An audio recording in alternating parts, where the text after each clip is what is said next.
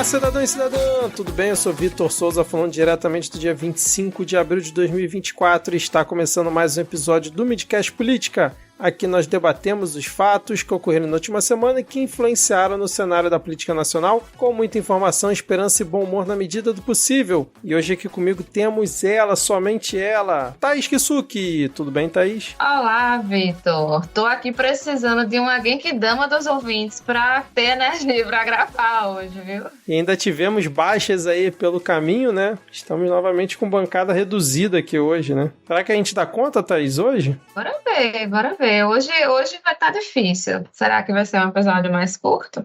Pô, tomara, hein, cara. Até porque os ouvintes não estão merecendo muito episódio longo, não. Não estão comentando direito, não estão atendendo aos nossos pedidos de apoio. Vê a calhar hoje aqui, hein? Pois é, olha, se a gente tivesse muitos apoios, a gente não precisaria de emprego. Estaríamos muito mais dispostos. Vocês teriam a bancada completa. Exato. Olha só. apoia.se/Midcast. Já começamos o episódio a pedir dinheiro, olha só, esse é o momento. E... A Genkidama que a gente quer, na verdade, é o dinheiro de vocês.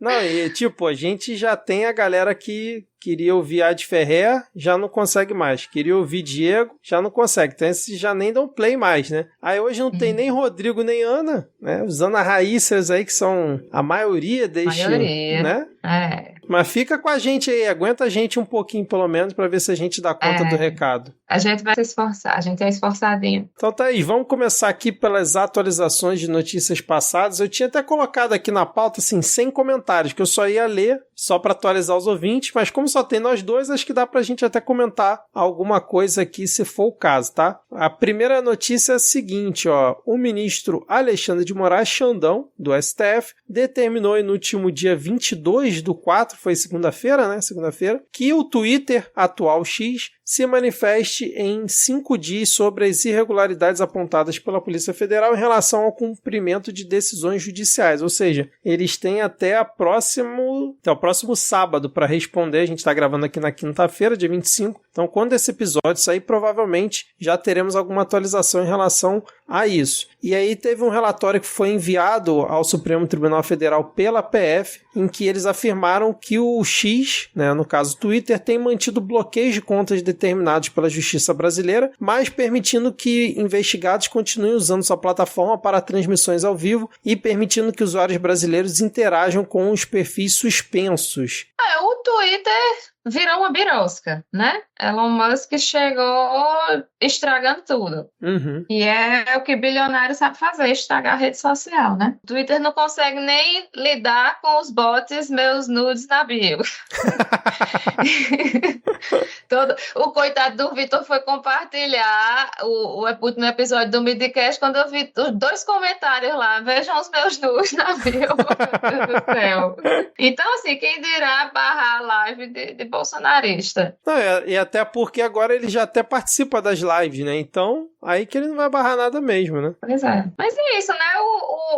A plataforma meio que parece que botou o Kiko assim no cantinho e disse, tá bom, brinque aí com a sua bola, que os adultos agora vão conversar, né? Falando que não, nós vamos obedecer tudo, etc e tal. Então, assim, eles vão dar alguma resposta aí genérica só para dizer que acataram, que não estão desobedecendo às leis brasileiras, mas uma birosca que tá funcionando do jeito que o Twitter tá, não dá para esperar muito, não.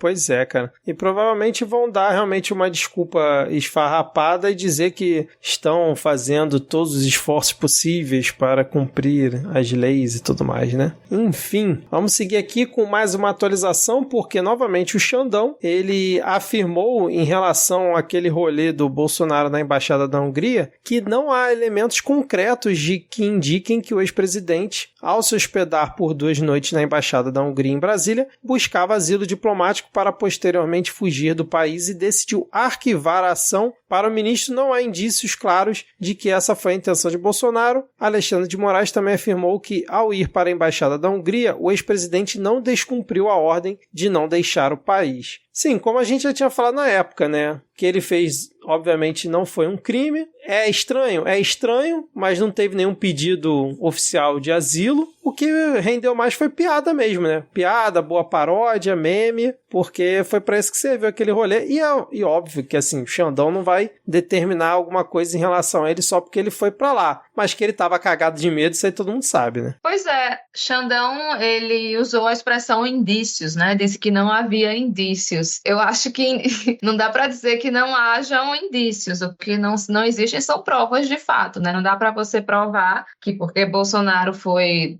dormir, foi fazer a festa do pijama na Embaixada da Hungria, que ele não estava planejando uma fuga, né? Fugindo da cadeia. Vai ver, tava rolando uma rave lá e cancelaram de última hora e ele não foi avisado, né? De repente, aí ele ficou por lá esperando. Ficou por lá. Enfim, Aí deu trabalho pra galera da embaixada, com isso... Mais dois Teve foram gente demitidos. que foi demitida. Pois exatamente. Bolsonaro, como sempre, lascando o trabalhador brasileiro, mesmo que seja de embaixada. No fim das contas, ele cumpriu o que ele queria, né? Lascou o trabalhador brasileiro, ficou longe da Michelle, que é o que ele sabe fazer de melhor, ficar longe da Michelle, né? E foi visitar esses amigos duvidosos dele aí, na Hungria, né, cara? Inclusive, eu vi uma notícia no perfil do Jamil Chad hoje, que a extrema-direita global se reúne na Hungria em articulação para eleições pelo mundo, né? Então... É um movimento grande que eles estão fazendo, né? Não é à toa que esses bolsonaristas, os biruleibes, estão viajando, eles já foram para os Estados Unidos, tiveram na Bélgica recentemente, acho que o Bananinha foi para a Hungria também, se eu não estou enganado, ele né? foi lá um dos na convidados. CEPAC, né? Na CEPAC foi organizado. É isso, eles estão usando dinheiro público para ficar se articulando de forma global, realmente sim. Tá na cara de todo mundo e de boa, né? Nada acontece feijoada. Mas o Foro de São Paulo... Que é o perigo, exatamente. Essa grande organização financiada por George Soros, Bill Gates e sei lá, mas quem? Henry Ford. Inclusive Soros. Esqueceu de pingar aí o Pix aqui pro Medicast, tá? Por favor. Toda semana ele esquece, né? Pô, tá difícil já. A gente quer ajudar aí no globalismo esquerdista, mas... a galera não se lembra da gente. O verdadeiro globalismo quem tá fazendo são eles, né? Porque eles realmente estão globalizando todo esse movimento deles aí, né? Na Argentina, nos Estados Unidos, na Europa e por aí vai. Enfim, vamos lá, porque seguir aqui com a nossa pauta, a gente comentou semana passada sobre a PEC das drogas, e aí saiu uma notícia que deputados do PT e do PSOL estão pessimistas quanto à possibilidade de derrubar na Câmara a PEC aprovada no Senado, criminalizando o porte e a posse de qualquer entorpecente. Além de a maioria no Congresso ser conservadora, há entre os governistas o entendimento de que o Executivo quer dar prioridade à agenda econômica e não pretende gastar energia brigando por pautas de costumes. A bancada bolsonarista e parte do Centrão, por sua vez, vem pressionando Arthur Lira a dar celeridade à tramitação da proposta, mas ainda não há data para entrada em pauta. É aquilo que a gente comentou, né? Dificilmente a Câmara vai dar um resultado diferente do Senado. Quando a base já está dizendo que o governo quer se meter, já foi de Americanas essa pauta, né? Já era. Não tem, mas é só questão de tempo de quando a gente vai noticiar aqui que realmente foi aprovado. E é uma pena, né? Porque, o governo prefere dar prioridade à pauta econômica. Isso também é uma pauta econômica, indiretamente, né? Essa proibição mais firme como estão tentando fazer, né? Além de tudo que a gente já comentou aqui anteriormente.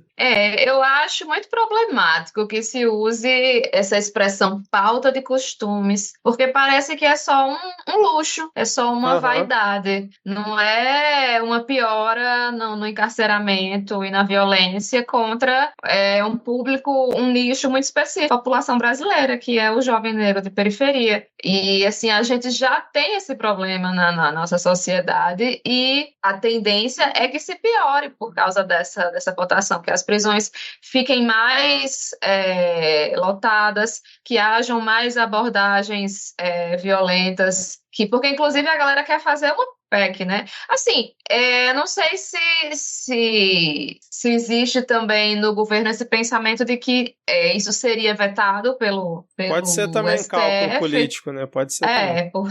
Por ser inconstitucional ter algo desse tipo na Constituição, né? Ser uma proposta de emenda à Constituição. Então, só se for esse o cálculo, assim, não querer esse desgaste em ano de eleição, sabendo que isso vai ser revertido no futuro, né? Talvez seja isso. Mas, assim, é aquela coisa. Vou fazer aqui uma analogia de futebol. Olha aí, ó. Não dá para deixar tudo pro goleiro. Exatamente. Eu ia usar uma analogia, né? Na verdade, eu ia usar um termo de tropa de elite, né? Porque basicamente o governo está dizendo que essa pica é do STF. Sim. Né? Mas a analogia que você fez fica melhor mesmo, porque realmente é um time adversário atacando com os 11. Uhum. A zaga saiu de campo assim para amarrar a chuteira. Foi de Roberto Carlos. Sim, foi de Roberto Carlos, para quem não sabe, né? Procure aí Roberto Carlos, Copa de 2006? Foi 2006, Thaís? Foi 2006, né? Gol do Henrique, ele entra assim por trás da zaga e faz o gol. Pesquisa aí Roberto Carlos amarrando chuteira Copa de 2006, que aí vocês vão entender essa bela referência que Thaís Kisuki fez. Mas eu já até me perdi aqui, cara. É isso. Então pode ser que seja realmente um cálculo político para deixar para o STF, o STF que arque com esse desgaste, porque a gente já comentou aqui, né? Claramente inconstitucional, mas é uma pena que o governo não tente batalhar por essa pauta aí, né, cara? Até porque, como a gente tá falando aí de pauta econômica, o Haddad entregou, né, essa semana no Congresso as regras para a reforma tributária, né, que vão ser votadas também no Congresso. Eles estão pretendendo votar tudo até o final do ano. A gente não vai entrar em detalhes aqui, porque tá uma coisa muito recente, ainda vai se discutir muito isso, provavelmente a gente ainda vai comentar mais para frente, mas fica aqui esse adendo, aproveitando o gancho aqui da questão da pauta econômica, né, essa entrega aí do projeto da reforma tributária. Vamos lá, a gente comentou aqui também nos episódios passados a respeito dos 60 anos do golpe de 64, que o governo Lula simplesmente decidiu fingir que não tinha nada acontecendo, né? E a gente criticou bastante aqui, inclusive eu chamei o Lula de covarde, todos os outros que se omitiram em relação a isso, ganhei hate lá nos comentários do Spotify, né, por ter chamado o Lula de covarde nessa questão.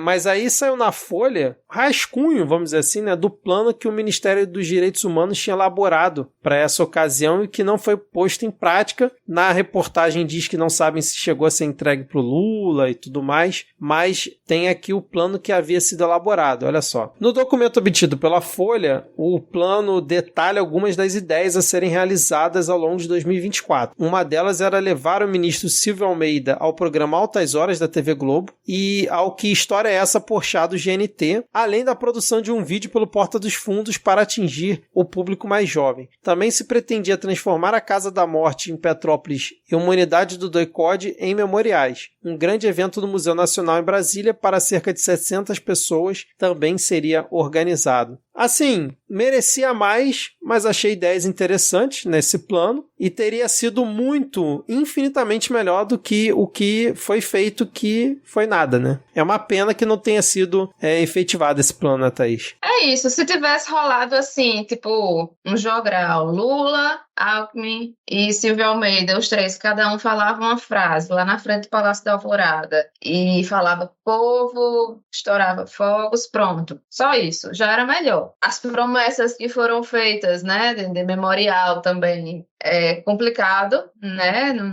desfazer uma coisa dessa. E assim, Lula tá nessa busca, né, de fazer, de não ter atritos com os militares, mas assim, ok, ele está pensando a curto prazo, provavelmente, em conseguir terminar o governo dele, mas essa memória, né, do golpe, ela deve ser lembrada o tempo inteiro, o tempo inteiro, o tempo inteiro. A ditadura no Brasil tem que ser lembrada o tempo inteiro, não pode ser relativizado os horrores do que aconteceu, porque é vacina, né? É a vacina que a gente tem contra isso, para que isso não se repita. O Brasil tem um histórico, assim, de colocar para debaixo do tapete os seus horrores, né? A escravidão, por exemplo, tentaram apagar da história do país, destruindo documentos e tudo. Enfim, é triste, né? É muito triste E assim, tipo, não é qualquer coisa, né? São 60 anos, então, assim, uma data trata dessa amplitude, assim, passar totalmente despercebida, assim. Eu não parei para analisar qual foi a programação, tudo que eles iam fazer, não.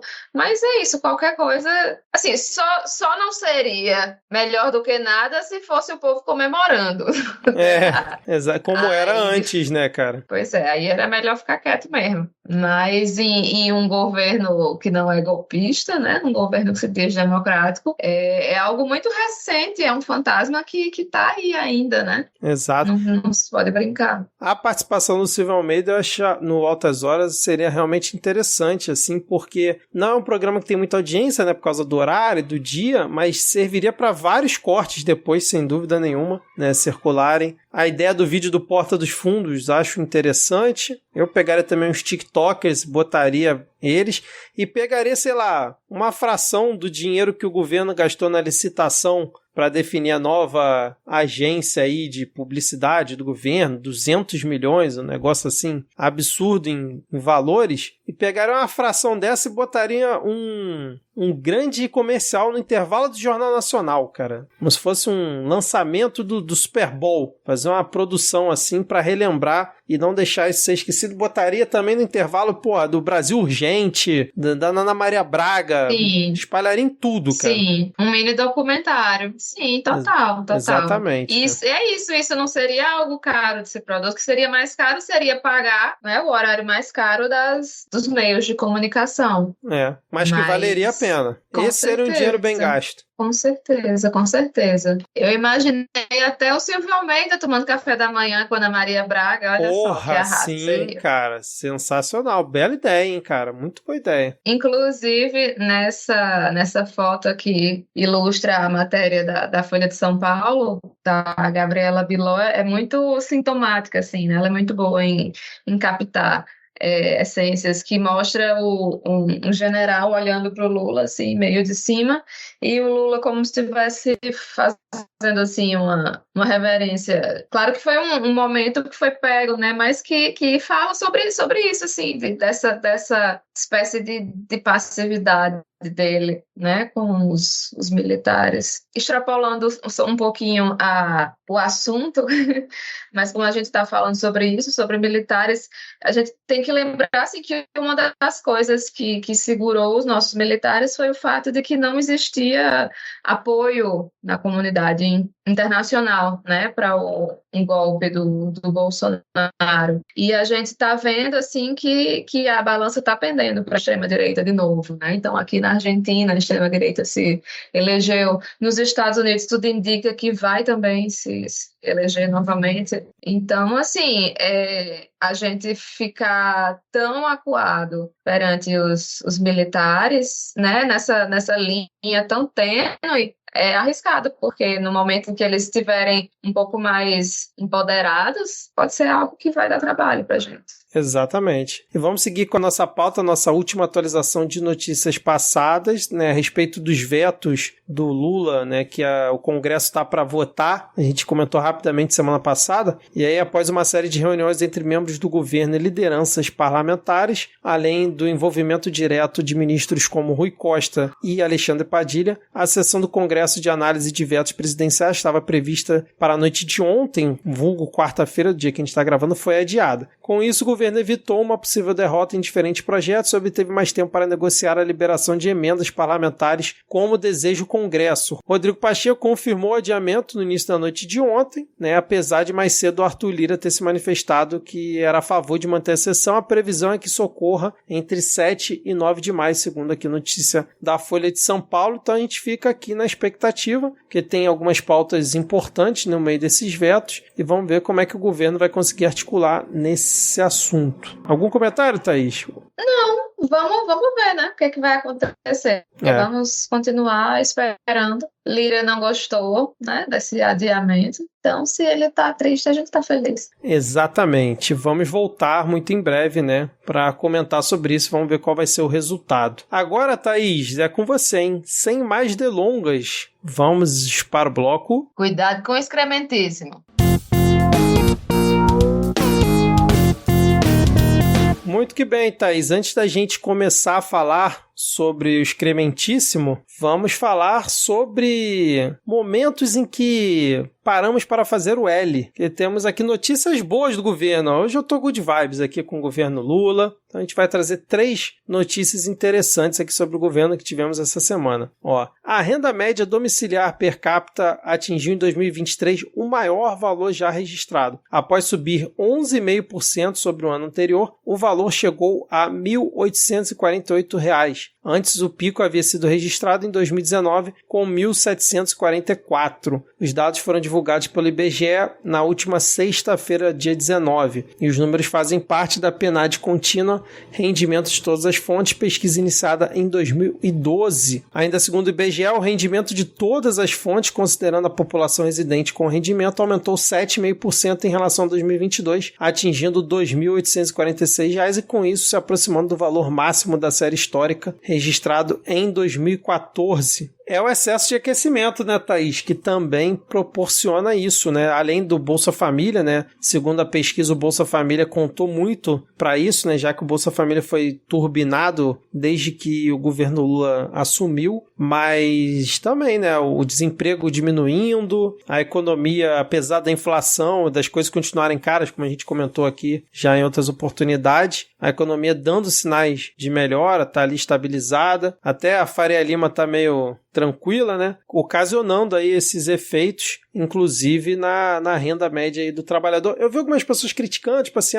renda média, mas tem que ver para onde está indo essa renda, porque o pessoal que ganha menos continua não conseguindo comprar as coisas, porque tá caro, a extrema pobreza continua grande, mas analisando friamente os números, a gente tem realmente um valor considerável de aumento, né? É muito doido, né? Assim como em o quê? 6 anos, tanta coisa pode ser destruída, né? Porque o governo Bolsonaro fez a maior parte da destruição, mas o governo Temer começou, né? O governo golpista do Michel Temer. Infelizmente, reconstruir é muito mais trabalhoso do que destruir. Então, assim, é compreensível, né, que seja difícil a gente enxergar, porque a gente vê os dados, né, o desemprego diminuiu, a renda melhorando, mas, assim, a sensação que eu tenho, né, não é de que, e eu falando assim, o que eu observo, né,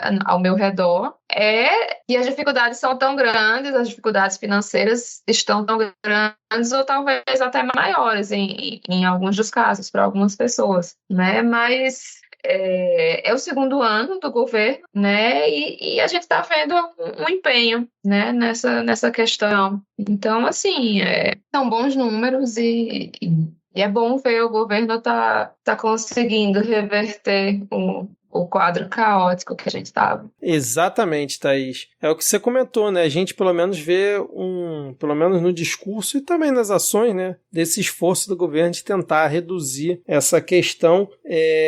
Eu estava vendo aqui, né, que, por exemplo, a renda dos 10% mais pobres do país aumentou 53,3% em comparação com 2019, entre aqueles na faixa de 10 a 20% mais pobres, 23%. Cerca de 19% dos domicílios recebem Bolsa Família, um número recorde para um benefício também no seu valor mais alto. De 2022 para 2023, a despesa do governo com Bolsa Família passou de 93,7 bilhões para 169 bilhões, em valores corrigidos pela inflação. E o rendimento médio do 1% mais rico é 98 vezes o rendimento dos 10% mais pobres. A desigualdade continua grande, mas pelo menos os números nos mostram que algo está melhorando, mas eu concordo com você, Thaís. Pelo menos assim, ao meu redor, do que eu consigo acompanhar no dia a dia, eu não consigo ver, por exemplo, essa melhora de 11,5%, entendeu? Porque isso é a média. Então, se é a média, teve gente que melhorou até mais do que isso, né? Eu não consigo visualizar assim, né? Mas é isso, cara. Os números estão aí para serem mostrados. Um outro número também que foi bem divulgado nessa última semana foi que a extrema pobreza atingiu o menor nível da história em 2023, segundo o levantamento aí da FGV. Ano passado, 8,3% da população, ou 16,9 milhões de pessoas, estavam abaixo da linha de extrema pobreza. Em 2022, 9,6% da população estava na condição de extrema pobreza, o que equivale a milhões e meio de pessoas. Segundo o diretor lá da FGV Social, Marcelo Neri, embora a série histórica dessa pesquisa comece em 2012, não há dados menores para a extrema pobreza antes. Os primeiros números datam de 1976 e é improvável que antes disso a miséria fosse menor no país. Então, além do avanço dos salários, da renda média que a gente comentou aqui, a extrema pobreza, apesar de ainda atingir um número absurdo de pessoas, está atingindo o seu menor nível da história no último ano que passou, cara. Novamente, como a gente fala aqui, né, o Lula, né, tentando atacar uma das principais bandeiras dele, né?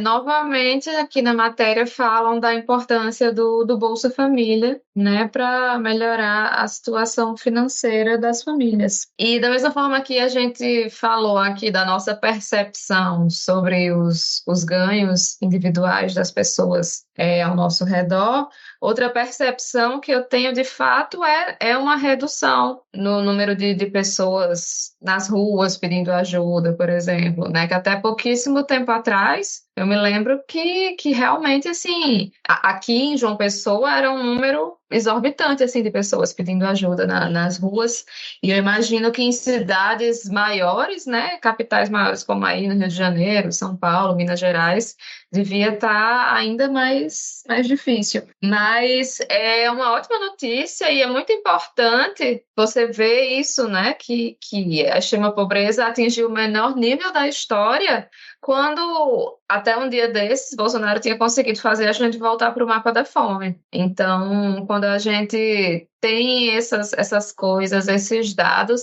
a gente tem uma noção de como é gigante isso, sabe?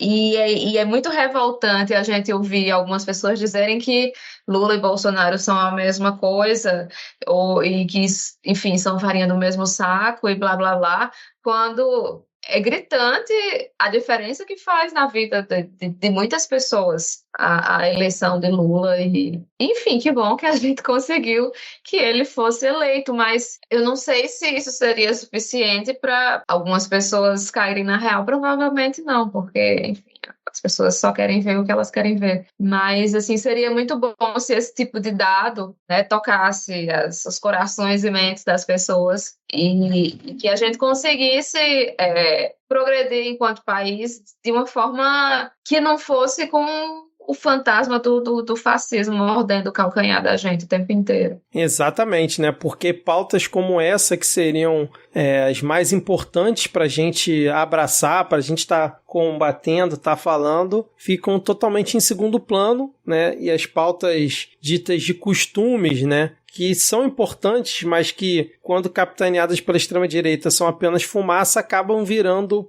tema, né, cara? E aí a gente realmente, dados como esse, a gente não consegue desenvolver e fazer chegar até a mente das pessoas, muitas vezes, né? Realmente tá num cenário desgraçado demais da cabeça. Mas enfim, boa notícia, né? Faz o L aí, Thaís, faz o L aí. Você tá com a câmera desligada, mas faz o L aí. Opa, vou até acender aqui. Muito bem, Thaís, muito bem. Ó, última notícia boa aqui do governo, pelo menos aparentemente parece ser bom, né? Que o governo lançou o programa Acredita, com crédito para Bolsa Família e o Desenrola para mês. Programa que o governo lançou ainda sem muitas explicações, sem muitas diretrizes, mas Lula participou lá de uma cerimônia, estava ali o Wellington Dias, estava o Haddad, estavam vários ministros ali participando, e os principais eixos desse programa, que está previsto para começar em julho e pretende realizar até 2026 cerca de 1,25 milhão de transações de microcrédito, com cada operação avaliada em torno de R$6 mil, e a ideia é injetar mais de 7 bilhões e meio na economia até 2026, com microcrédito para a galera cadastrada no CAD único, e também oferecer linhas de créditos com taxas competitivas para MEIs e microempresas. Então a ideia é meio que fazer o Desenrola, que já teve para pessoa física, também para os MEIs, e além desse microcrédito aí para o CAD único, que parece que o aporte inicial é de 1 bilhão, né, sendo 500 milhões só nesse ano de 2024. Então, assim, a ideia, acho que, do governo é, de novo, com um valor relativamente pequeno, se você comparar com outros orçamentos, né, que a gente vê por aí, com emendas sendo liberadas à torta e à direito para os parlamentares, tenta fazer a economia girar na base, né, que é a galera que realmente está mais necessitada. Ainda falta bastante coisa desse programa, como é que vai funcionar, mas eu acredito que vai ter um efeito bom igual foi o Desenrola, né, que também quando foi anunciado ainda tinha muita coisa para ser definida, foi definido, foi um sucesso, e acho que agora a ideia é realmente parte aí dos microempreendedores, que também é uma base muito grande de eleitores, né, tem cada vez mais gente sendo microempreendedor, que foi até uma das coisas que atacaram muito o Lula, né, durante a campanha, não sei se vocês lembram, ali na reta final, falando que o Lula ia acabar com o MEI, e agora o governo olhando para essa galera. Vamos ver, né? Me parece, Thaís, não sei você, que é uma boa iniciativa aí do governo. Gente, só lembrando que a gente não está recebendo nada aqui do governo para estar falando bem, não, mas é porque quando às vezes surge uma pauta que é para comentar o que parece ser uma boa iniciativa, a gente também comenta, né? Não, e a gente não é hater do governo, a gente não está aqui nem para falar mal, nem para falar bem. A gente está aqui para falar sobre o que acontece. E entrar nessa pilha de ficar só falando mal, porque senão vão achar que a gente está sendo pago, que está fazendo propaganda, é besteira, porque é a gente minar o nosso próprio campo, né? Por mais que tenha gente que diz que eu sou muito inocente quando eu chamo o Lula de esquerda, mas vamos manter ele ali na centro-esquerda, tá bom? Então, assim, a gente tem que criticar o que a gente acha que tá errado. Quem somos nós para falar de Lula, certo? Beleza, mas, enfim, né? É ele que governa o país e aí a gente está aqui dando a nossa humilde opinião sobre o governo dele. Então, se for bom, a gente vai falar, porque é importante falar sobre essas boas ações, né? Para que não pareça que é tudo ruim, que não é, de forma alguma. Fizemos até o L aqui hoje. Exatamente, cara. Mas é isso que você falou mesmo, Vitor, eu concordo com você, essa questão de que ele tem a compreensão de que o que movimenta a economia é principalmente mexer no micro, né? Mexer, e no micro que eu digo não é só o microempresário, né? É o trabalhador que tem uma renda baixa, né? É o empresário, o pequeno empresário também, enfim, que são pessoas que estão travadas, né, nessa máquina, e quando elas conseguem se movimentar, elas investem e reinvestem, né? Lula está sempre falando sobre isso. Então, assim, que bom que ele está focando nisso no governo dele, né? E, assim, claro que a gente não vai também achar que ele está lidando e focando só nos MEIs e nas pessoas de baixa renda, né? A gente sabe que também tem projetos que englobam os grandes. Tanto que, assim, a gente tem visto, por exemplo, o Haddad brigando com essa questão das desonerações, né? Que tem grandes empresários que querem continuar com essas desonerações que a gente vê que não se refletem em benefícios. Então, assim, são exemplos, assim, de diferenças, dessas questões, assim, de focar no pequeno e focar no grande. E eu percebi que esse primeiro semestre o governo Lula tem lançado muitos projetos, né? E muitos projetos que têm esse foco, assim, mais de esquerda, né? Que é trabalhar com moradia, né? Lidar com essas questões de microcrédito também, né? Pessoal de baixa renda. Parece ser uma boa política do governo. Eu li umas 3 reportagens sobre isso e não vi a opinião da Faria Lima. Eu já fiquei meio assim com o pé atrás, né? Porque é aquela velha história, se a Faria Lima tá gostando, tem alguma coisa errada que a gente não tá vendo. Se a Faria Lima tá criticando, então deve ser bom. Eu ainda não vi esse ponto. Vamos ver se quando tiver as diretrizes do programa certinho, o que eles vão falar. Agora você falou a questão da desoneração e hoje teve mais um capítulo, né? Eu tava vendo um pouco antes da gente começar a gravar que o Zanin deu uma liminar aí com base num pedido do governo, pedido da AGU, para justamente suspender, né, a desoneração que o governo havia feito, que o Congresso derrubou, então continua essa briga e é uma confusão generalizada, né? Porque realmente uma hora desonerou, outra hora não desonerou. Eu fico imaginando também pra galera que tá na ponta, né? Cuidando disso na hora de pagar lá o imposto. Imagina. O cara fica perdido. Os cobradores tudo doido. É muita doideira, cara. Mas enfim, é outra briga que tá rolando aí. Pelo visto ainda não tem fim, né, de como que vai ser isso. O governo tá tentando arrecadar o máximo possível, né, ter mais dinheiro possível para bater a porcaria da meta lá que o Haddad tinha definido e que agora já voltou, né, já não vai ser 0%, deve ser ali 0,5% para baixo e tal, e ano que vem a gente bota a meta zero, mas enfim, então o governo continua aí atrás de novas receitas e ao mesmo tempo pega aí 2 bilhões e bota nesses programas para ver se dá uma movimentada. Nesse mesmo evento, Thaís, o Lula, aí eu não sei o que você acha, agora vamos começar a falar mal do governo. Não, mentira, gente, a gente vai só falar do que está acontecendo. Mas o Lula meio que parece ter dado um puxão de orelha nos ministros ou ele só comentou uma situação que realmente ocorre? Eu queria saber o que você acha, porque nesse evento o Lula, durante a fala dele, né, ele argumentou que o PT não tem maioria na Câmara e no Senado, o que é uma coisa óbvia que todo mundo sabe, né, e por conta disso ele precisa que os seus ministros e secretários sejam ativos no diálogo com os parlamentares. Segundo o presidente Lula, isso significa que o vice-presidente e ministro do Desenvolvimento e Indústria, Comércio e Serviços Geraldo Alckmin, abre aspas, tem que ser mais ágil, fecha aspas, e o ministro da Fazenda, Fernando Haddad, precisa dedicar mais tempo para estreitar relacionamentos com deputados e senadores. Aí eu vou ler aspas aqui do Lula nessa fala dele. Ó. Isso significa que o Alckmin tem que ser mais ágil, tem que conversar mais. O Haddad, ao invés de ler um livro, tem que perder algumas horas conversando no Senado e na Câmara. É difícil, mas a gente não pode reclamar, porque a política é exatamente assim. Fecha aspas. Ao mesmo tempo, né, saiu aqui na coluna, acho que foi do Gerson Camarote, lá no G1, que ministros e líderes do governo reclamam do presidente Lula pela ausência dele na articulação política, né, nesse mesmo dia que ele deu esse, entre aspas, puxão de orelha. E eu queria saber de você, a forma, não sei se você viu a fala do Lula, eu não vou botar áudio aqui não, para dar mais trabalho na edição, mas a aspas dele foi essa aí. Você viu essa fala dele como um puxão de orelha dizendo a galera, tem que ser mais ágil, tem que articular mais? Ou ele só estava falando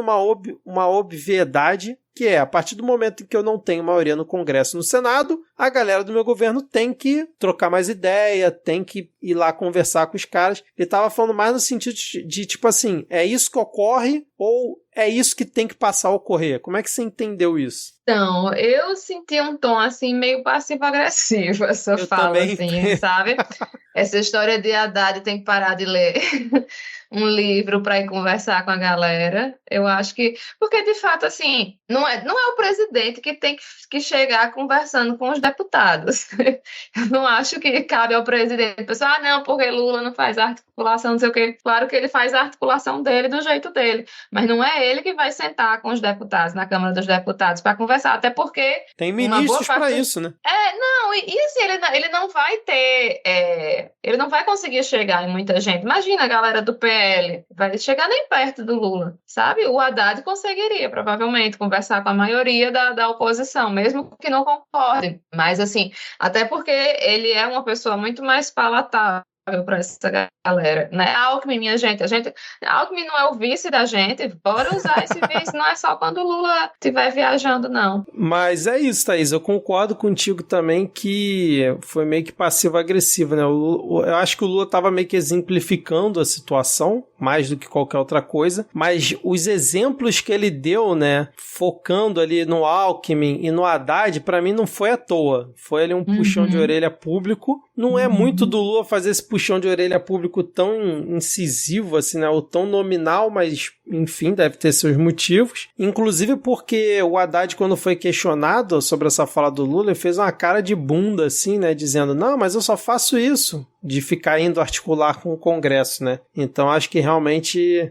foi mais do que só exemplificar a situação que o Lula estava querendo ali com essa fala. Mas logo depois, acho que foi no mesmo dia ou no dia seguinte, o Lula foi ao Twitter para falar que tá tudo de boa. Ele comentou assim, ó, não acho que a gente tenha um problema com o Congresso Nacional. O que temos são situações comuns entre o Parlamento e o governo federal. Como se explica a gente ter aprovado a PEC da transição antes de assumir o governo e mesmo não tendo maioria nas duas casas? Ou como podemos explicar que todos os projetos que pautamos na Câmara e no Senado foram apreciados? Por isso eu digo que temos sim uma boa relação com o Congresso e as divergências são normais na política. E aí o nosso querido, amado, uma pessoa assim formidável, que é o presidente da Câmara, Arthur Lira, ele foi ao Conversa com o Bial, alguma coisa do tipo, lá o programa do Bial, né? Dá uma entrevista, uma pausa aqui pro desenrolado que eu ia comentar, porque como tava mal vestido o Arthur Lira com aquela calça dele pescando, né? Com a canela de fora. Esteticamente chato, né, Thaís? Sim. Não, esse sapato... Olha, primeiro que esse sapato horroroso dele tinha que ficar coberto pela calça, tem que esconder. Aham. Aí eu acho que, sei lá, ele deve ter pedido uma calça emprestada do sobrinho, porque claramente essa calça não é do tamanho dele. Não é dele. E o chulé que deve estar, esse sapato aí Sem também, meia, sem meia, bicho. né? Porque, tipo, o Bial também tá com a calça um pouco mostrando a canela, mas tá com a meiazinha, né? Combina ali com o tênis, né? Tem um estilo. O Arthur Lira tá parecendo, porra, sei lá, o Chicó. Tá brega. Tá parecendo o Sim. Chicó, não, Eu Alta ia dizer Compadecida. Falcão. Falcão também, é.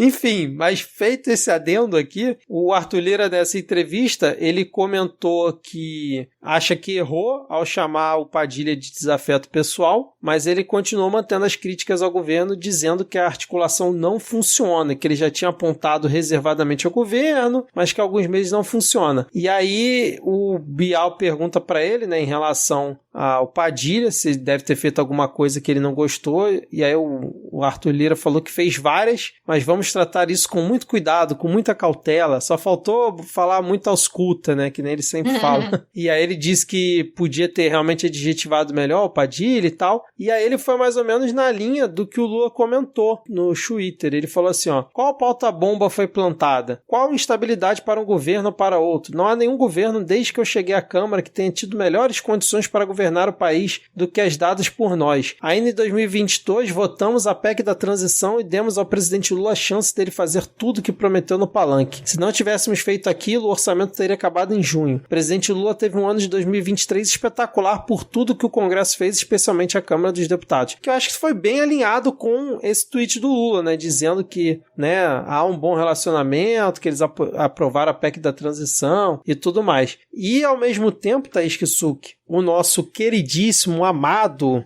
excelentíssimo presidente da Câmara dos Deputados, Arthur Lira, essa pessoa, né, muito respeitada, muito amada pelos brasileiros, ele simplesmente denunciou o Felipe Neto por injúria, porque o Felipe Neto participou de um simpósio sobre a regulamentação das plataformas sociais, justamente na Câmara dos Deputados, né, na última terça-feira, dia 23, ele estava remoto, e aí em algum momento ele chamou o Arthur Lira de excrementíssimo, e aí o negócio ganhou repercussão. Obviamente a extrema-direita divulgou muito isso para pegar no pé do Felipe Neto. Senão acho que o Arthur Lira nem ter ficado sabendo que isso tinha acontecido, porque ele provavelmente nem sabia que o Felipe Neto estava lá falando nessa sessão. Mas aí, como ganhou uma repercussão grande, né, o Arthur Lira ficou putinho, e aí ele acionou a Polícia Legislativa da Casa, e após a Polícia Legislativa ter sido acionada, a acusação de injúria foi enviada à Justiça Federal. E aí o Felipe Neto se pronunciou, dizendo que não tem opinião sobre a pessoa do Arthur Lira, não conhece, como parlamentar minha opinião é clara, suas ações e nações são em grande parte nocivas e extremamente reprováveis. Essa aqui foi boa demais, hein? Minha intenção ao citar excrementíssimo foi claramente fazer piada com a palavra excelentíssimo, uma opinião satírica, jocosa, evidentemente sem intenção de ofensa à honra, fecha aspas. E aí, Thaís Kisuki, obviamente não achamos que Arthur Lira é excrementíssimo, né? Não, isso foi claramente uma opinião satírica, jocosa, evidentemente sem intenção de ofensa à honra, porque nós, tal qual Felipe Neto, pinamos, como se diz aqui na minha terra, batemos o pino, porque não queremos ser processados por Arthur Lira. Então... Até mesmo Arthur Lira também é algo jocoso, uma opinião satírica, evidentemente sem intenção de ofensa à honra, né? Assim como ter chamado ele de chato na última paródia e todas as outras vezes que mal vestido aqui. Também. De mal vestido, claramente é uma opinião opinião satírica, jocosa, evidentemente sem intenção de ofensa à honra. Deixando claro aqui. Isso, justamente. Agora, cadê a liberdade de expressão, Thaís Kisuki? Cadê o Elon Musk? Cadê aí você, que é defensor da liberdade de expressão? Cadê você defendendo Felipe Neto? Cadê ele marcando o Arthur Lira e reclamando desse ditador? Cadê? Ditador. Cadê Pois chamando? é. Isso aí ele não tem coragem, né? Enfim, a hipocrisia.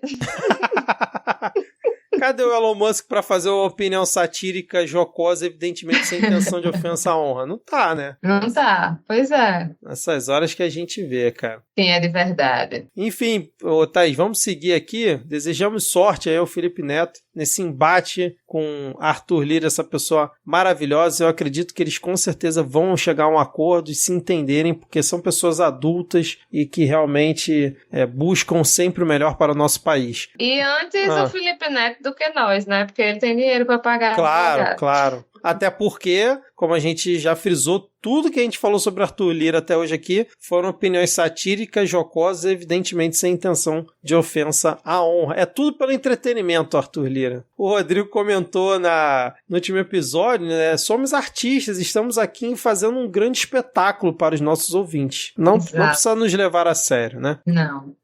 O IPEC, Thaís Kisuki, soltou uma nova pesquisa aí mostrando ali se o brasileiro é de direita, de esquerda, de centro, de baixo, de cima, né? Segundo a pesquisa IPEC, o centro no Brasil diminuiu e que, segundo a opinião aí da Globo News, isso ajuda a explicar a dificuldade do governo em aumentar a sua aprovação. Dados do IPEC de 2020 comparados com março de 2024, última vez que foi feito esse tipo de questionamento, mostram um centro mais encolhido. Então, eram 34% das pessoas que se diziam de centro em 2020 e agora 28%. Ou seja, 6 pontos percentuais a menos, o que acaba ficando fora ali da margem de erro. E nós tivemos também, né, de acordo com essa pesquisa, os eleitores que se declaravam de esquerda passaram de 17% para 18% em 4 anos, ou seja, não é nada, está dentro da margem de erro. Os de direita passaram de 39% para 41%. Os de centro, né, já foi dito anteriormente, diminuiu para 28%. O que não sabem o que é ser de esquerda, direita ou centro passaram de 3% para 4% e não responderam de 7% para 9%. Né? Acho que essa pesquisa vai mostrando realmente como que é a nossa polarização, né, hoje em dia. O problema é que a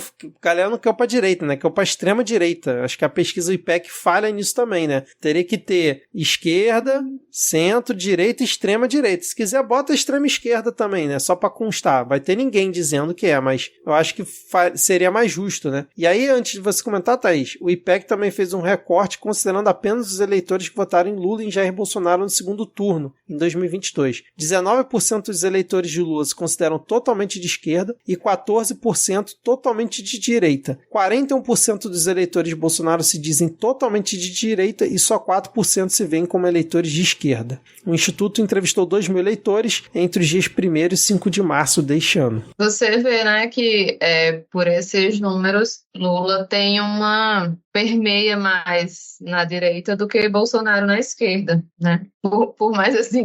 E olha que, mesmo com esses números baixos, eu ainda fico, como é possível que alguém de esquerda, que se diz de esquerda, vote no Bolsonaro?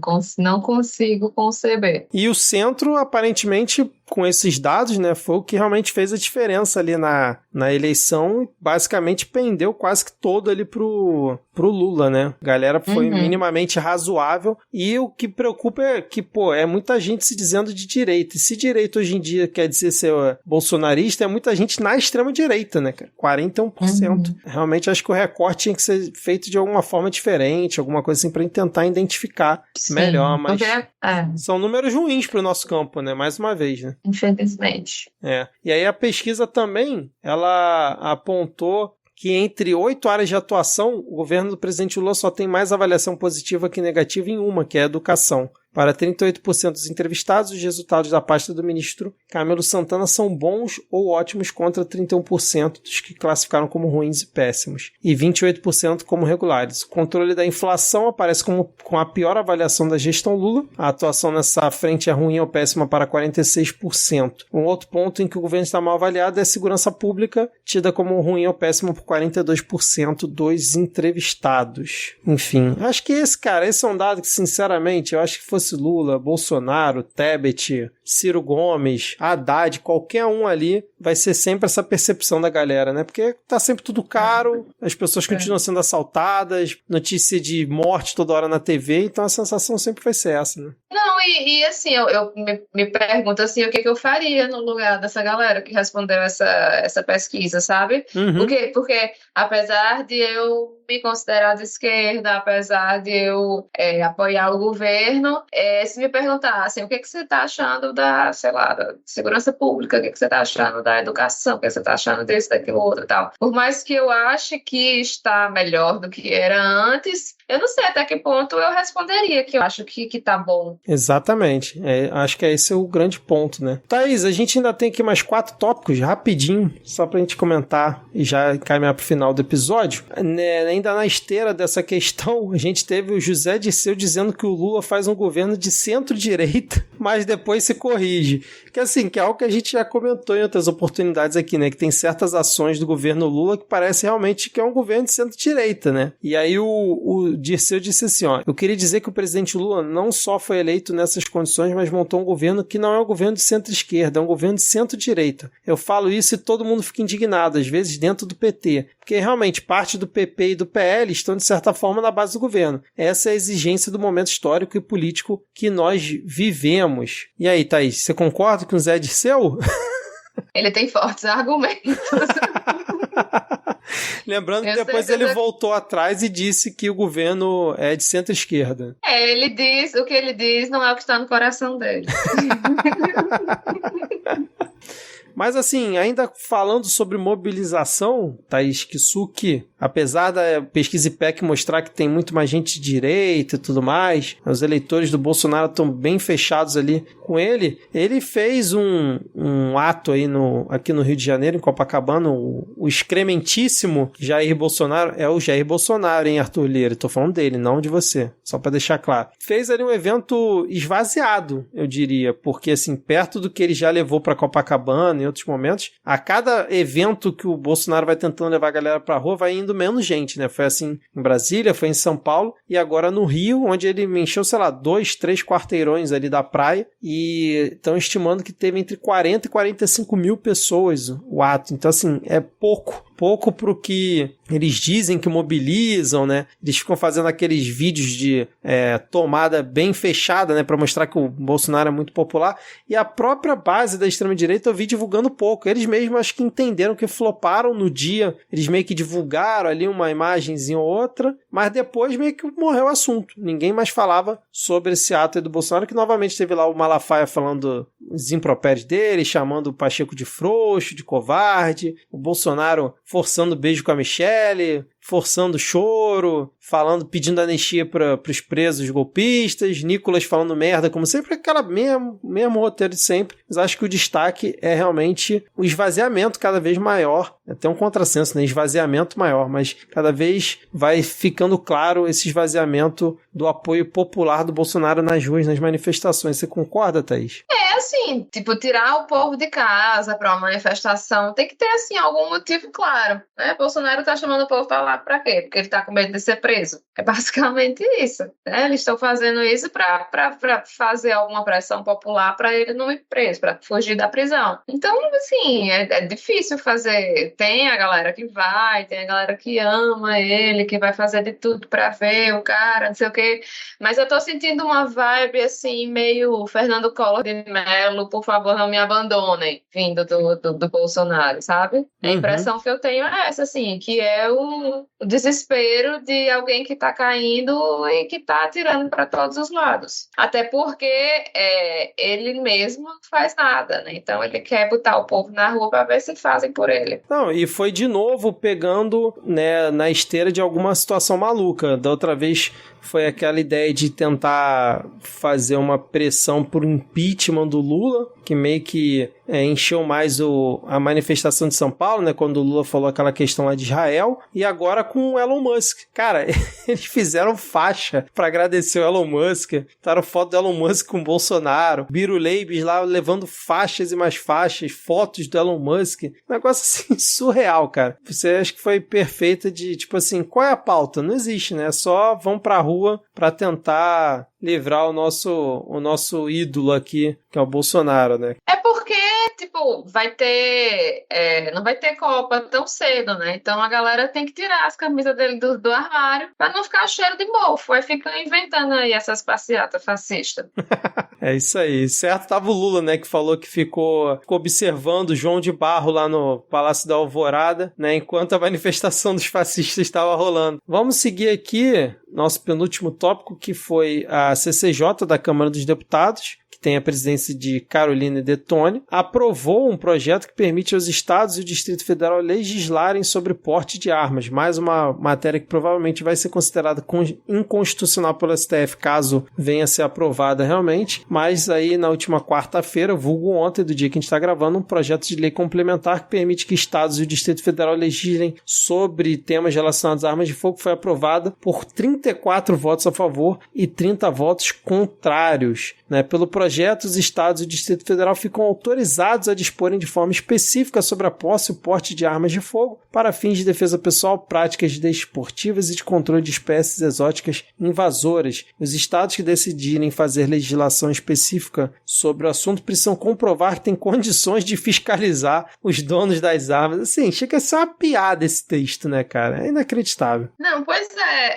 já é uma bagunça da moléstia esse negócio de controle de armas, né, no Brasil. Imagine se cada estado fosse ser responsável pelos seus dados. Ó, a criminalidade vai achar show de bola, vão adorar. É de um absurdo, de uma estupidez que não faz o menor sentido. E assim, pra que ter comissão, né? Porque se a CCJ faz uma aberração dessa, então assim a gente se pergunta qual o sentido das comissões, né? Porque não tem servido ao seu propósito. Parece que a CCJ está legislando a partir da Constituição dos Estados Unidos, não do Brasil. Pois é. Não, e é uma prerrogativa da União, né? Legislar sobre armamento, né? Autorizar, fiscalizar a produção. Como é que vai botar isso para os estados? Imagina a PM do Rio legislando sobre porte de armas. A PM, quando eu digo o governo do Rio, né? Mas que provavelmente envolveria PM de alguma forma. Imagina que coisa absurda, cara. Não tem como não dar errado.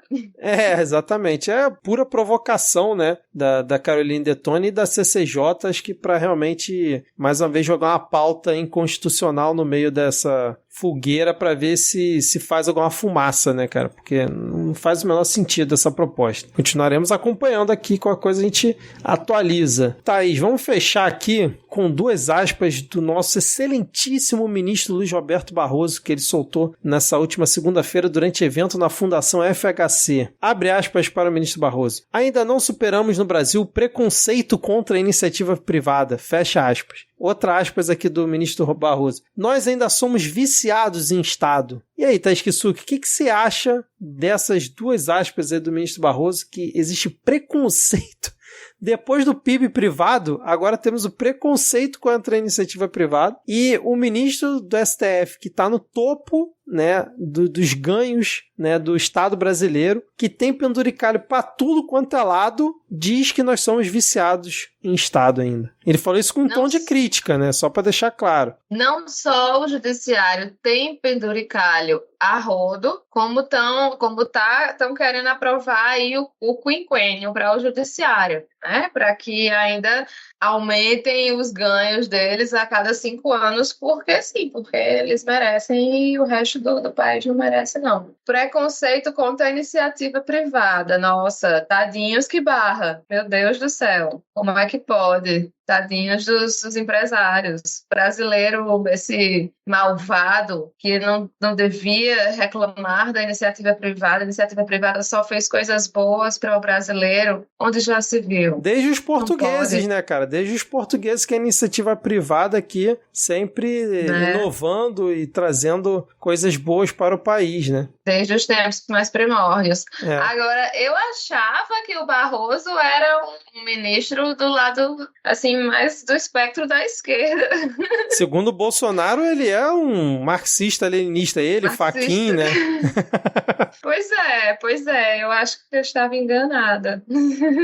Porra, cara, preconceito com iniciativa privada é sacanagem. A gente, nesse episódio mesmo, comentou a iniciativa do governo para justamente ajudar a galera da iniciativa privada, né? E a gente tem aí, a imprensa para tudo quanto é lado, notícia eufórica, qualquer lucro de banco tá sempre incentivando a iniciativa privada. Para tudo quanto é lado você vê a galera, né, esse discurso neoliberal ganhando corpo e sendo difundido para tudo quanto é lado. Para me ver o Barroso, pesquisa IPEC mostrando que a maioria da galera aparentemente é de direita, a maioria das pessoas. Aí me ver um Barroso e falar que temos preconceito com iniciativa privada, somos viciados em Estado. O cara que provavelmente pegou um jatinho para poder participar do evento, vai voltar de jatinho da FAB, tem não sei quantas seguranças. É surreal, essa fala. Mas, excelentíssimo ministro Luiz Roberto Barroso, nós o estimamos muito. Acho que você faz um excelente trabalho no STF. Continue assim. Nosso querido presidente do STF continue assim, porque você é uma pessoa formidável, apesar de ter falado isso, mas foi uma leve escorregada, assim, talvez não estava num bom dia, mas você é uma pessoa incrível. Eu acho muito injusta essa fala do Barroso, quando nós provavelmente somos o país com o maior número de coaches e fãs de bilionário por metro quadrado. Porra, sim, Thaís. É isso. Esse é o argumento final. Não tem mais o que acrescentar a isso.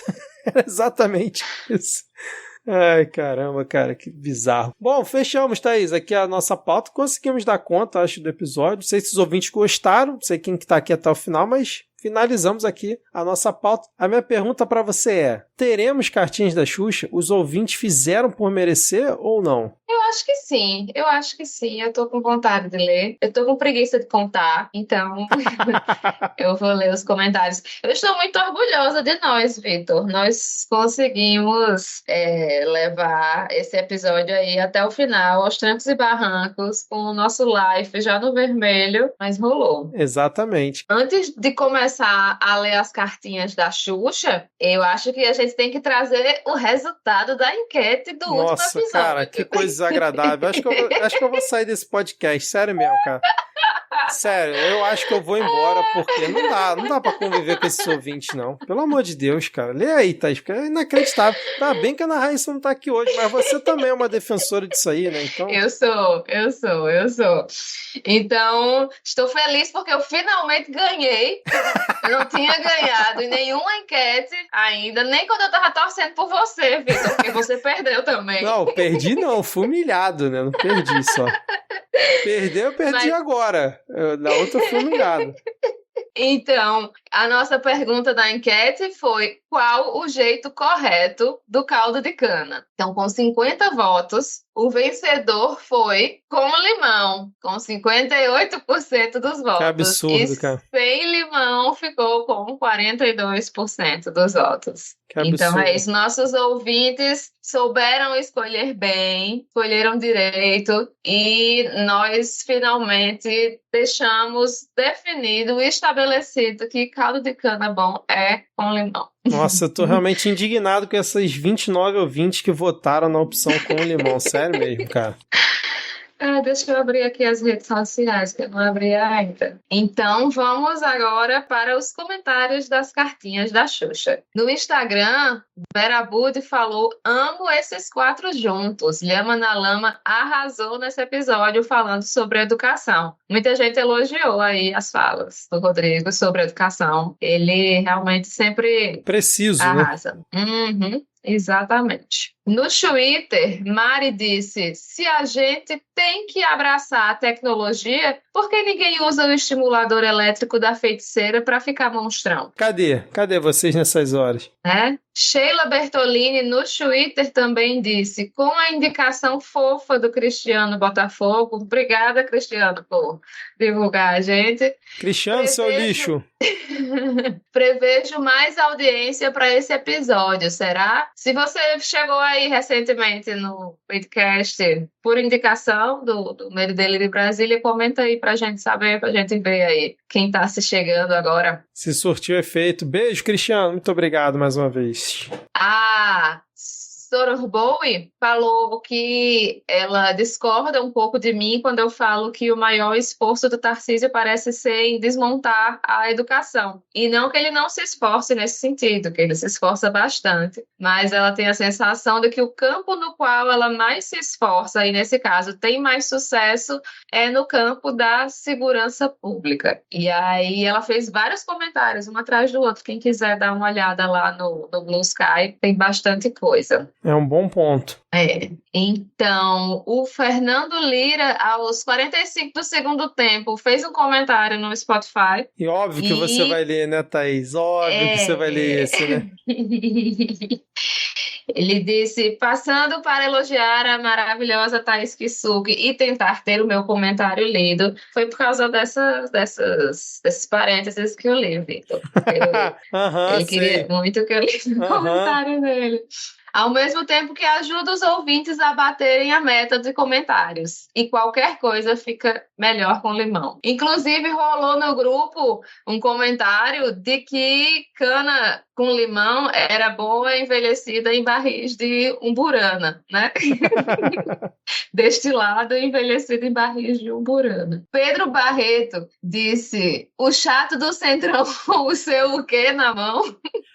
Pires, Pedro, Pires. Pires, claro, Pires, sempre. Lucas Ramos disse: essa paródia deu saudade das mais antigas. Vejam, não é uma crítica ou reclamação, mas elas ficam muito melhor quando não tem as vozes sincronizadas. Beijos pra vocês. Pô, o cara quer que volte quando a gente fazia tudo fora do tom, né? A gente se esforça, traz Cristiano Botafogo. Na outra semana a gente tenta cantar no ritmo certinho. Ele gostava do anterior, cara. Não, e inclusive os ouvintes comentaram muito pouco, né? A paródia do Cristiano Botafogo. Então, tô começando a achar que eles realmente gostam das nossas paródias desafinadas e fora do ritmo. Exatamente, cara. Também tô achando. Bom, né? Porque é mais fácil a gente continuar fazendo o que os ouvintes gostam. É porque isso é o conceito, né? Como esse é um podcast de humor, claro. Então a paródia também, se for uma paródia bem feita, né? Tudo aí não vai ter graça. Passa a ser profissional. Tem que ser um negócio conceitual. Vão querer que a gente grave disco. Não, vai dar muito trabalho. Exatamente. Mas continuando aqui os comentários do Spotify, para você não dizer que eu só leio elogios a mim, Vitor, tem aqui uma pessoa com um nome que eu não vou conseguir ler, porque é 21RMOXKB7O, enfim, por aí vai. Que ele ou ela ou Elo disse: eu queria um episódio de 2 horas com a Ana Raíssa, 1 hora xingando Milico e 1 hora xingando Elon Musk. Quem sabe, tá vendo 21 rimos, sei lá o quê? É assim que a Ana Raíssa trata o seu comentário, seu desejo, não comparecendo ao episódio. Você provavelmente ainda deve ter votado na opção com limão aí na enquete, né? Tá vendo? É assim que ela recompensa você. Mas eu também gostaria de um episódio de 2 horas com a Ana Raíssa.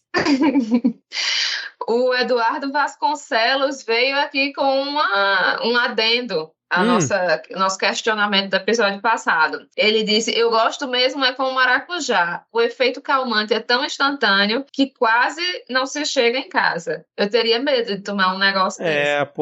Eu já sou desacelerada. Vocês estão perdendo a linha, cara. Maracujá no caldo de cana. Teve um outro que mandou no Twitter abacaxi. Vocês estão brincando comigo.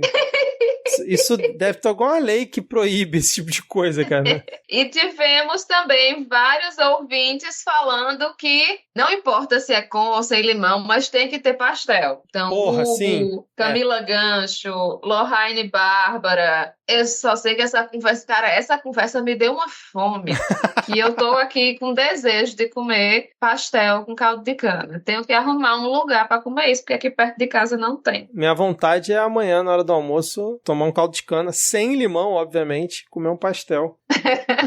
Porque realmente dá fome. Mas assim, teve um ouvinte também que comentou, né, que em São Paulo tem lugar que bota uma barraca pro pastel e uma pro caldo de cana, que é outra maluquice inacreditável, cara, que só podia surgir em São Paulo. Sério, eu quero acreditar que isso foi, sei lá, uma situação muito pontual, foi alguma miragem que essa ouvinte viu, porque não é possível, não existe isso. Como é que você separa a barraca do pastel da barraca do caldo de cana? Não existe, cara, são duas coisas que tem que estar junto, pelo amor de Deus. Justo. Inclusive a fritura do pastel tempera ali, né, dá uma defumada na cana, com que certeza. Dá um gostinho todo especial. Exatamente, pô. E o último comentário a ser lido vai ser da Renatrila, que diz: Arthur Lira, o anti-alegria, sem mais, meritíssimo. Amei muito o episódio, beijos a todos. Então, estamos aqui novamente falando de Arthur Lira, porque ele não se cansa de acabar com a nossa alegria.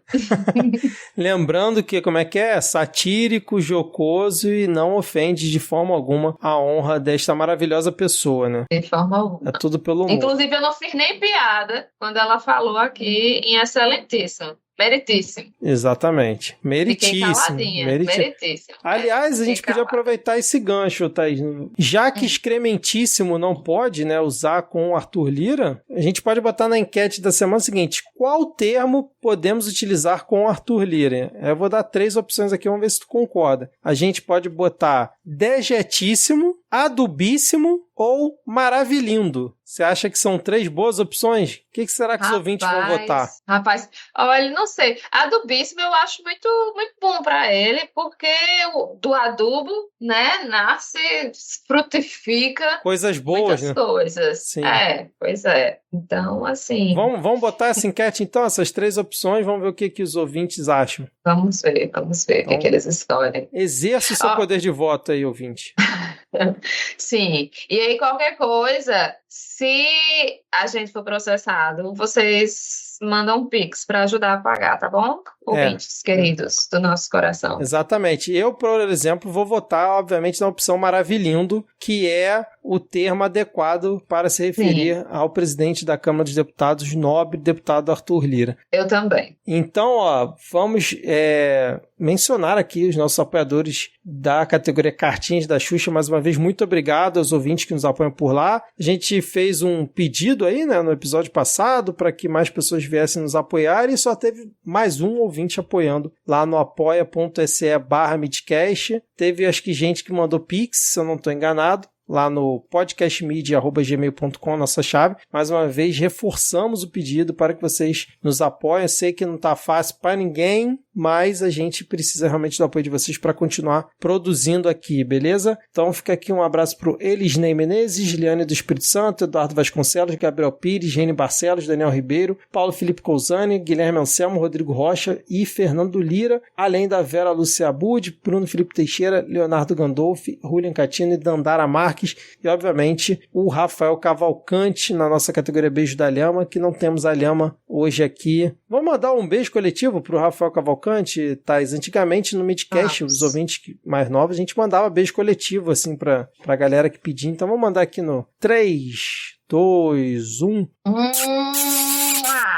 Muito bem, tá aí, Rafael Cavalcante. Não tem a Lhama, mas tem beijo coletivo aqui pra você. Então, este podcast foi apresentado por Victor Souza e Thaís Kisuki, edição desse que vos fala Victor Souza. As nossas redes sociais são @podcastmid no Twitter e no Instagram, e Midcast Política lá no Blue Sky. Tem nosso canal do WhatsApp também na descrição do episódio, caso você queira acessar. A minha arroba lá no Twitter é erro500, 500 numeral. Eu nunca entro lá, mas se você quiser seguir, pode seguir. Eu fico mais no Twitter do Midcast mesmo. Thaís, suas redes sociais, por favor. Eu estou como Thaís Kisuki no Twitter, no Instagram, no Blue Sky, no Mastodon e no TikTok. Excelente. Mastodon, eu sempre me surpreendo quando você fala Mastodon ainda.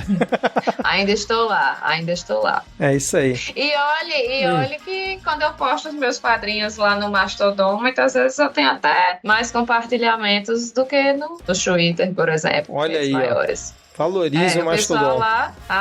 O pessoal lá ajuda a engajar, sim. Pessoal do Mastodon, tem um vídeo aí do Mastodon, se tiver. Comenta aí. E me sigam. Então é isso. Valeu, Thaís. Muito obrigado aí pela companhia nessa quinta-feira à noite. E até a próxima. Valeu. Até. Tchau, tchau. Tchau.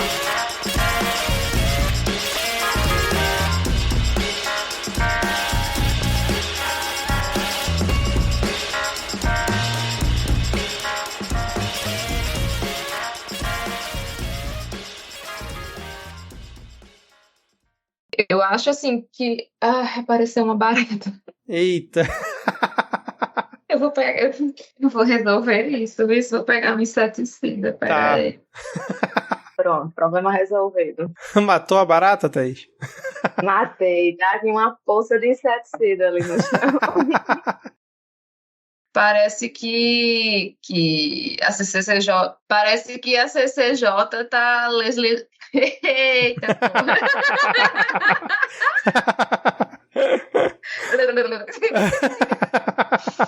Essa aí vai ter que ir pra parte, hein, Thaís? Tá difícil.